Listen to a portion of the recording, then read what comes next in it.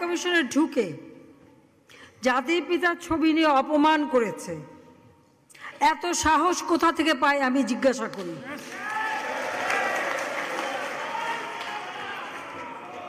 আমি জানি না আমাদের হাই কমিশনার এখন কারা বসেছিল এবং তারা সেখানে কিছুই করতে পারলো না কেন, সেটাও বড় প্রশ্ন।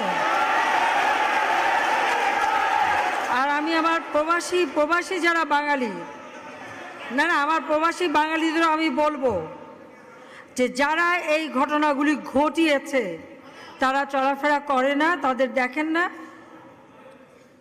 যে হাত দিয়ে জাতির পিতার ওই ছবি নিয়ে তারা ভেঙেছে, তাদের যা উপযুক্ত করা উচিত সেটা করতে হবে।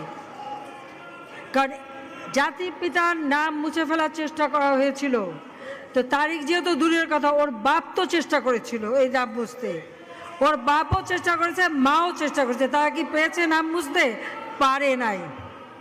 পারে নাই। ইতিহাস কখনো কেউ চাপা দিতে পারে না। আর জাতির পিতা তার 7 মার্চে ভাষণে বলে গেছে যে বাঙালিকে কেউ দাবায় রাখতে পারবে না, পারে নাই দাবায় রাখতে। তা আজকে এত বড় দুঃসাহস হয়ে যায়। হ্যাঁ, আমি প্রধানমন্ত্রী এসে আমারটা যা করুক ওটা আমি কিছু মনে করি না, কিন্তু যিনি আমাদের জাতির পিতা, যে আইন আছে, সেখানে হাত দেবে এত সাহস কোত্থেকে পেল? তারেক যে ভুলে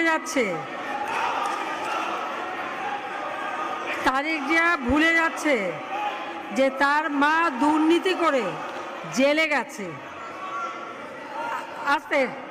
আজকে